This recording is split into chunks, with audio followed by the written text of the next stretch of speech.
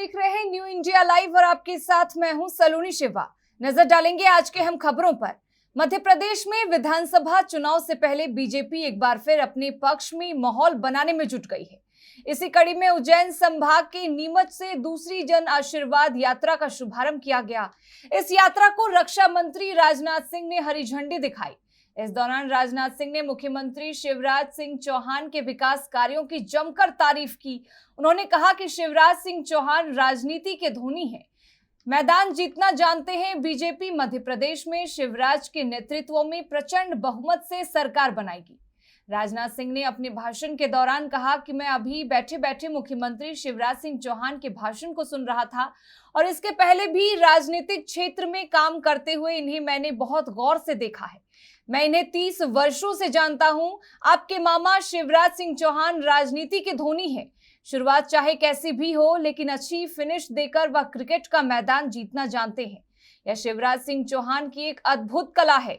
रक्षा मंत्री ने कहा कि शिवराज सिंह केवल कला के माध्यम से ही चुनावी कामयाबी हासिल नहीं करते, एक सेवक के रूप में उन्होंने जनता की सेवा की है।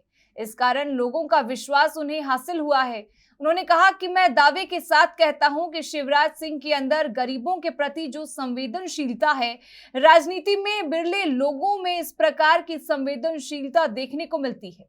राजनाथ सिंह ने कहा कि भारत आगे बढ़ रहा है तो उसमें मध्य प्रदेश की भूमिका अहम है। यह रुकना नहीं चाहिए, इसके लिए आपका आशीर्वाद भाजपा को मिलना चाहिए। इसके साथ ही उन्होंने और क्या कुछ कहा, आइए आपको सुनाते हैं।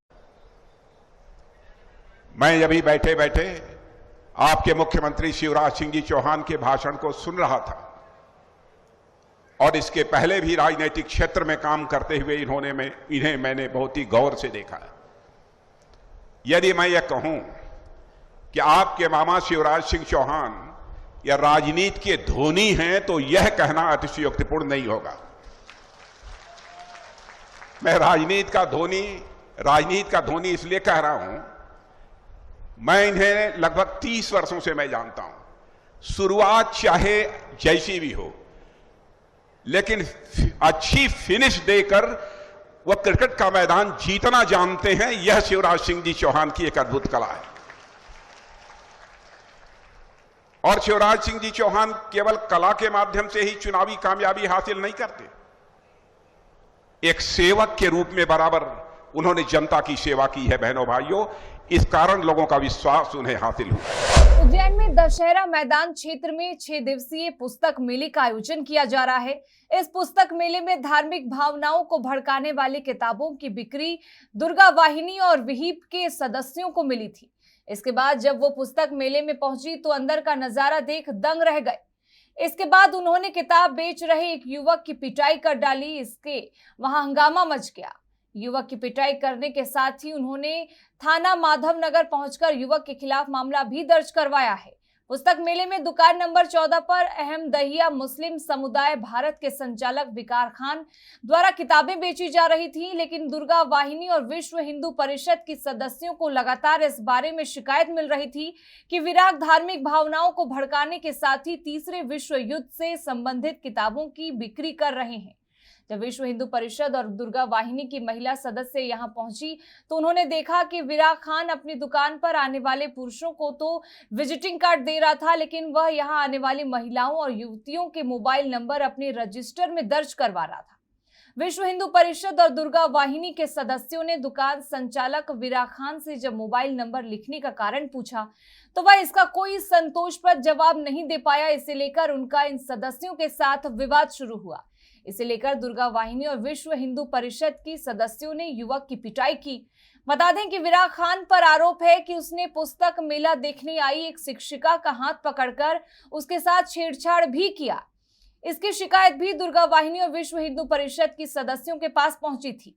धार्मिक भावनाओं को भड़काने और मेले में युवतियों और महिलाओं के साथ छेड़छाड़ करने वाले विराग खान के पुलिस ने शिक्षिका की रिपोर्ट पर छेड़छाड़ की धारा 354 और 506 के तहत केस दर्ज कर दिया। हापुड़ में वकीलों के साथ हुए लाठीचार्ज के विरोध में आज सिद्धार्थनगर जिले के अधिवक्ताओं ने डीजीपी और प्रमुख सचिव का पुतला कलेक्ट्रेट के सामने फूंककर रोष व्यक्त किया है।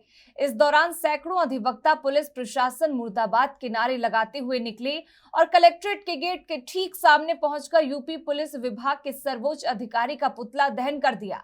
इस मामले को लेकर सिद्धार्थ बार एसोसिएशन के प्रमुख ने बताया कि सिद्धार्थ बार और कलेक्ट्रेट बार के संयुक्त तत्वाधान में हापुड़ में हुई घटना के विरोध में हमने प्रमुख सचिव और डीजीपी का पुतला फूंका है। जिस दिन प्रदेश के सभी अधिवक्ता सड़क पर आ गए तो प्रशासन को दिखाई नहीं पड़ेगा, इसलिए विरोध स्वरूप पुतला दहन का रोष व्यक्त कर रहे हैं। आज हापुड़ कांड में जहां अधिवक्ताओं के साथ पुलिस ने बदतमीजी किया है और निशंस उनके ऊपर लाठीचार्ज किया है, उसके विरोध में सिविल सिद्धार्थ बार और कलेक्ट्रेट बार के संयुक्त तत्वाधान में ये कार्यक्रम हुआ है। इसमें प्रमुख सचिव और डीजीपी का पुतला दहन हुआ है। यह केवल एक चेतावनी के तौर पे हम लोगों ने किया है कि इससे पुलिस प्रशासन इतना सजग हो कि कम से कम निर्दोष अधिवक्ताओं पर एक अधिवक्ता शेरनी थी, उसने गिरे हुए अधिवक्ता को बचाने के लिए लाठियों के बीच में वह कूद पड़ी। ऐसे बहादुर शेरनी को और पुलिस को, पूरे पुलिस प्रशासन को एक निकम्मा घोषित करने के लिए हम लोगों ने उनके सर्वोच्च पद पे आसीन डीजीपी का पुतला फूका है। क्या है कि एक होमगार्ड अगर यह कह देता है कि अधिवक्ता गलत है, समाज का फला संभ्रांत व्यक्ति गलत है। वरिष्ठ पुलिस अधीक्षक मथुरा ने साइबर अपराध की रोकथाम और साइबर अपराधियों के विरुद्ध चलाए जा रहे अभियान के क्रम में और अपर पुलिस अधीक्षक ग्रामीण मथुरा के निर्देशन के साथ ही क्षेत्राधिकारी गोवर्धन के देखरेख में प्रभारी निरीक्षक गोवर्धन और सर्विलांस टीम जनपद मथुरा द्वारा आज मुखबिर की सूचना पर प्रभारी निरीक्षक गोवर्धन मई टीम और सर्विलांस टीम द्वारा बम्बे से पहले देवरसरे से की ओर चेकिंग की गई। कुछ देर बाद एक मोटरसाइकिल आती हुई दिखाई दी, जिसको टॉर्च की रोशनी दिखाकर रोकने का इशारा किया गया तो बदमाशों ने पुलिस पर जान से मारने की नीयत से फायरिंग शुरू कर दी। पुलिस द्वारा जवाबी कार्रवाई में फायरिंग की गई, जिसमें 2 बदमाशों के पैर में गोली लगने से वो घायल हो गए। घायल बदमाशों को उपचार के लिए नजदीकी सामुदायिक स्वास्थ्य केंद्र गोवर्धन भेजा गया है। आज स्वाट सर्विलांस और ये थाना गोवर्धन की पुलिस को सूचना मिली थी कि कुछ बदमाश देवसेरस की तरफ से बम्बा का रास्ता होते हुए दीगरोध की तरफ आने वाले हैं। इस सूचना पर पुलिस के द्वारा यहाँ पर चेकिंग आरंभ करी गई। एक मोटरसाइकिल पे 2 लोग आते हुए दिखाई दिए। जब पुलिस की टीम के द्वारा उनको रोकने का इशारा किया गया तो उन लोगों के द्वारा पुलिस टीम पर फायर किया गया। पुलिस के द्वारा भी जवाबी फायर किया गया, जिसमें कि 2 बदमाशों के पैर में गोली लगी है, जिनके नाम शब्बीर और जितेंद्र हैं, जो कि देवसेरस के रहने वाले हैं। सिद्धार्थनगर जिले में अस्पतालों के नवीनीकरण में सीएमओ ऑफिस के अधिकारियों द्वारा की गई घुसखोरी मामले के वीडियो वायरल होने के बाद अब डिप्टी सीएमओ वीएन चतुर्वेदी खुलकर सामने आ गए हैं और सारा ठीकरा सीएमओ पर फोड़ दिया है। उन्होंने बताया कि इस मामले में सीएमओ बीके अग्रवाल के निर्देश पर मैं मध्यस्थता करता था। साथ ही कहा कि इस मामले में मेरे और सीएमओ के अलावा कोई तीसरा व्यक्ति संलिप्त नहीं था। सीएमओ मेरे उच्चाधिकारी हैं, जिसकी वजह से मुझे उनके निर्देशों में सहभागी होना पड़ता है। यह सब सीएमओ के कहने पर किया जाता है। हम लोग निर्दोष हैं, जानबूझकर हमें फंसाया जा रहा है।